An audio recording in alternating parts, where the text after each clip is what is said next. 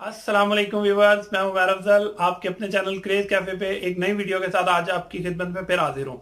उम्मीद करता हूँ आप सब खैरियत से होंगे। आज मैं एक ऐसा बिजनेस आइडिया लेकर आया हूँ जो स्पेशली खवातीन के लिए है। जो खवातीन घर पर बैठ के कोई बिजनेस करना चाहती हैं, ये आइडिया उनके लिए बहुत बेहतरीन है। इवन के जो जॉब्स कर रही हैं वो जॉब छोड़ के भी ये बिजनेस कर सकती हैं। तो इससे पहले कि मैं फर्दर बिजनेस की डिटेल में जाऊं, जिसने मेरा चैनल अभी तक सब्सक्राइब नहीं किया वो फौरन मेरा चैनल सब्सक्राइब कर ले, साथ बेल आइकॉन पे क्लिक कर दे ताकि आने वाली तमाम वीडियो का नोटिफिकेशन उनको बर वक्त मिलता रहे।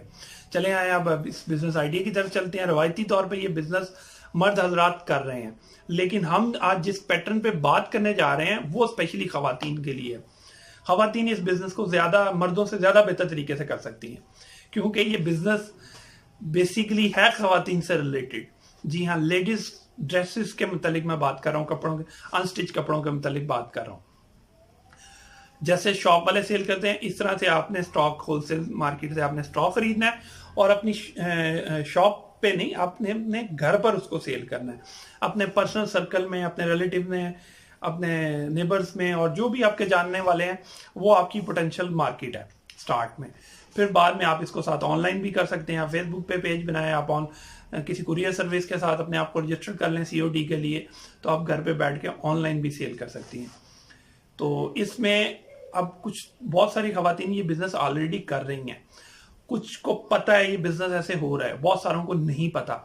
जिनको पता है उनमें से भी बहुत सारे खवातीन ने कभी इस पे उस तरह से तवज्जो नहीं दी।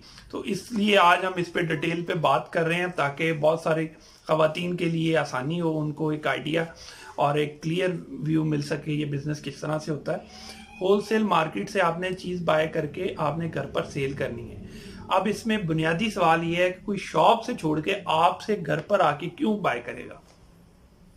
ये सबसे पहला सबसे बेसिक क्वेश्चन होता है खवातीन का, जिनको इस बिजनेस के बारे में आइडिया नहीं है। शॉप वाले ने रेंट देना है, उसने एम्प्लॉयज की सैलरीज देनी है, उसने इलेक्ट्रिसिटी का बिल देना है, उसने कई तरह के टैक्सेस पे करने हैं, म्यूनिसिपल सर्विसेज होती हैं और कई तरह के टैक्सेस होते हैं वो पे करने हैं, एडवर्टाइजमेंट के लिए उसने पे करना है। तो आपको ये सारे एक्सपेंसेस नहीं पड़ने। आपको ना रेंट पड़ेगा, ना आपको सैलरीज आपने देनी है, ना आपने कोई टैक्सेस देने हैं, ना आपको एक्स्ट्रा इलेक्ट्रिसिटी का बिल पड़ना है, ना आपको कोई एडवर्टाइजमेंट के लिए उस तरह से कोई बजट रखना पड़ना है। तो इसलिए ये सारा जो मार्जिन है ये आपने कस्टमर को पास ऑन कर देना है। जब आप ये कस्टमर को पास ऑन करेंगे तो आपका रेट जारी बात है कम हो जाएगा। फिर उसके बाद जो शॉप वाला है उसकी इन्वेस्टमेंट बड़ी होती है, उसने फिर प्रॉफिट मार्जिन अपनी इन्वेस्टमेंट के अकॉर्डिंग रखना होता है। तो आपकी क्योंकि छोटी इन्वेस्टमेंट होनी है तो आप इसको लोएस्ट मार्जिन पे आप कर सकते हैं। लोएस्ट मार्जिन में भी 200-300 का इजीली मार्जिन होता है। तो वो आप देख लें, खवातीन को कपड़ों का कितना शौक है, कितना खरीदती हैं वो खवातीन को ही से ही मैं बात कर रहा हूँ। उनको बताना जो सा वो कोई इतना मानी खेज नहीं है, क्योंकि वो मुझसे ज़्यादा बेहतर जानती है इसका पोटेंशियल कितना हो सकता है। तो वो प्रॉफिट मार्जिन एक्चुअली उसमें डिफरेंस आने की वजह से उसकी प्राइस कम हो जाती है, जो कस्टमर के लिए अट्रैक्शन होती है। और यकीन माने जो कस्टमर आपका एक दफ़ा बन जाएगा, आप उसको सही तरीके से मैनेज करेंगे, वो शॉप पे जाना भूल जाएगा। मेरी फैमिली में मेरे जानने वालों में से काफ़ी खवातीन ये बिजनेस कर रही हैं। मैं कुछ के साथ ज़ाती तौर पे इन्वॉल्व रहा हूँ। मैं उस एक्सपीरियंस की बेस पे आपको ये बिजनेस बता रहा हूँ। इसमें प्रॉफिट मार्जिन आप किसी जॉब से ज़्यादा प्रॉफिट आपको मिल सकता है, ज़्यादा अर्निंग कर सकती हैं, और आपका टाइम जो सा है वो आप फैमिली के लिए ज़्यादा बेहतर टाइम मैनेज कर सकती हैं, क्योंकि आप अपने कन्वीनियंट आवर्स में काम करना है। ना आपका कोई बॉस है, ना आप किसी को जवाब दें, इंडिपेंडेंट आप इस काम को कर सकती हैं। तो इसमें सिर्फ छोटी सी कुछ टिप्स हैं आपके लिए इससे स्पेशल, कि इसमें रिस्क फैक्टर और कोई नहीं है। कोई कपड़ा डैमेज निकल आया वो वापस चले जाएगा, और जब से आप बिजनेस करने लग जाएंगे फिर डिज़ाइन भी जो सेल नहीं होते वो भी चेंज हो जाते हैं। तो वो कोई रिस्क वाली चीज़ नहीं है। रिस्क वाली चीज़ क्या है? आपकी बैड मैनेजमेंट। बैड मैनेजमेंट इसमें क्या होती है कि आपने क्लोज सर्कल में इसमें काम करना है। उसमें एक सर्कल में आपने उधार से बचना है मैक्सिमम। बहुत सारे लोग आपसे उधार पे डिमांड करेंगे। 100% आप कैश पे नहीं कर सकते। आप कोशिश करनी है आपने मैक्सिमम कैश पे बिजनेस करने की, लेकिन आपको कहीं ना कहीं फिर भी उधार करना पड़ता है।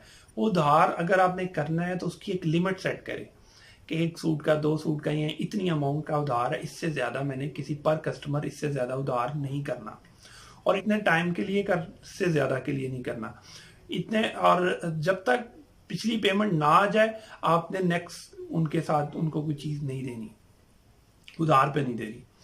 तो इसको आप बड़े टेक्निकली तरीके से प्यार से आपको इन चीज़ों को मैनेज करना पड़ेगा, अदरवाइज इसमें और कोई रिस्क फैक्टर नहीं है। तो बहुत सारी ख़वातीन ये बिज़नेस कर रही हैं, वो अपना एक्सपीरियंस हमारे साथ शेयर करना चाहें, कोई अपने एक्सपीरियंस की बेस पे कोई फर्दर टिप्स देना चाहें तो वो कमेंट्स में बता सकती हैं, ताकि दूसरी ख़वातीन को उसमें मदद मिल सके। तो उम्मीद करता हूँ आपको ये आइडिया पसंद आया होगा।